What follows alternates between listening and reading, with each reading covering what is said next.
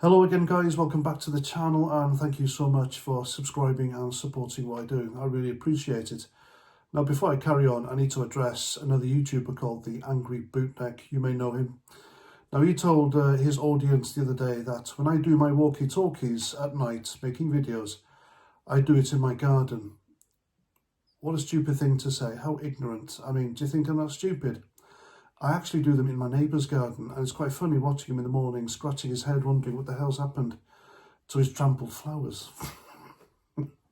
Anyway, if you haven't seen the Angry Bootneck, please do. It's a fantastic, funny channel, great bloke. Now, there's a clip doing the rounds on social media, namely X. That's where I get nearly everything for my videos, and it's an old boy. Can't remember his name to my shame, but he's a 100-year-old World War II veteran. And he sat on the Good Morning Britain sofa. Good Morning GMB? Yeah, GMB sofa with Kate Garraway and Adil Ray. He's the picture of respect and decency, all suited and booted, berry on, medals galore, all earned. And yeah, this guy knows what he's talking about when he says what he did. And the clip is quite interesting because what he says is the truth. It really is. Anyway, that's right, folks. Basically, why did we bother? Now, I've met many a veteran older than me, older conflicts, and they've all said roughly the same thing. I don't know why the hell we bothered. Look at the state of Britain today. It's a mess. And it's been allowed to decline. Ever since World War II, we haven't really advanced and built a modern, progressive, decent society, have we? It's just, the country's a heap. It is. Nothing works. None of the politicians listen to us. Look at Keir Starmer. I've done so many videos on the guy. You can turn it into an encyclopedia of how not to be a prime minister. And for Adil Ray, the Muslim host there, to goad this gentleman into putting words in his mouth, I think it's disgusting. But I expect little less from a guy who's just come out and said Sharia law is all good. Well, tell that to all the women in Iran and all the other Islamic countries who are completely oppressed and have been for centuries. And fair play to the old boy for not rising to the bait as well.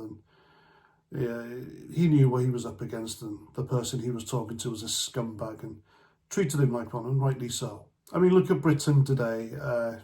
He said, didn't he, it's worse now than it was back then. Our freedoms are being eroded. People are being jailed for social media posts. The government spending billions of our money on illegal migrants and pet woke projects like the Ukraine war, climate alarmism, trade unions, militant Marxist train tube driver unions, and propping up illegal migrants. They're not getting rid of them at all. This so-called one in, one out bollocks. It's nothing like that. It's one out, a family back in. Go figure. The NHS is on its knees, along with the rest of the infrastructure. Our armed forces have been decimated, and the police are just a woke, militant arm who are more inclined to police hurty words on the internet than actual crime. You got gangs of jihadis roaming the streets. Aston Villa the other night, they were chanting death, death to the IDF and anti-Jewish genocidal chants. And the police did next to nothing to stop them, yet you wave a union flag or you pray silently outside an abortion clinic in your head or wave the Israeli flag, then they'll nick you for it. And now you've got so-called moderate Muslims like Adil Ray calling for Sharia law. I'm pretty sure that old boy on the sofa next to him and his dead mates didn't fight a war so England or Britain can fall under the brutal rule of Sharia law. I can feel this guy's frustration and his sadness, having joined the army, the mob myself, and like many others, whether you join the army for any reason, it does foster a love for your own people, culture, history, traditions. And to see that just get swept into dust, it's quite sad. I myself was part of the army group that got sent to Iraq, and that was on a lie. It won't be the first time I've told you this, but we never should have gone into Iraq. What the hell was the point? Oil or something else? Because if they really wanted Saddam Hussein gone, they could have taken him out ages ago. And then we've got the monarchy in its state. I mean, look at King Charles. What a useless flop he is. he seems loyal to every other religion and ideology rather than his own. And that's a crying shame. You know, all the squaddies, airmen, seamen, we took an oath of allegiance to him, heirs and successors, and they're not bloody worth it. None of them. According to the government's own website, we've got thousands of homeless veterans on the streets or sofa surfing at their mate's house, while we're spending billions feeding and accommodating illegal migrants. Why? And they are illegal, by the way. They're not irregular migrants. Look at this. They break 2 laws to get into the country, for heaven's sake. I sat there and I watched that old soldier tell those two and thousands of viewers on telly the absolute truth. And it's the first time I heard a veteran say that on telly, and good for him, because I completely and utterly agree. What the hell did our glorious dead die for back in World War II and other conflicts? For Britain as it is now? Nah, I don't think so. Apart from Margaret Thatcher, we've had nothing but weak, incompetent and treacherous prime ministers, the top one being Keir Starmer, the gaslighting arsehole that he is. And for him and other human rights lawyers to approve the prosecution of our veterans is disgusting. None of our veterans should be prosecuted whatsoever.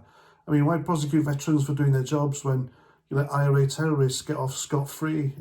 What a disgrace, what a scandal. And for that female Muslim MP to stand in Parliament the other day and question why Soldier F was given 4.3 million of British taxpayers' money to defend him. It's the least he deserves from a grateful nation for doing his job. As an MP, you're not there to slap down our veterans and soldiers. You're there to back them. If you're going to send them to places you won't go, to do things you couldn't possibly do, then why prosecute them? How dare you? And I hope other elderly veterans come out and say exactly the same thing as well and shame this government and politicians. Why did they bother? Indeed, why? And there we go. I'm past 49. Thanks for watching. And I'll leave you with this quote by General Patton, who died shortly afterwards. So make of that what you will. He said, and I quote, "We fought the wrong enemy," unquote. What did he mean by that? Did he see the threat of communism before everyone else? Who knows? Discuss that in the comments. I'm past 49. Thanks for watching, and until the next time, Roger Trout.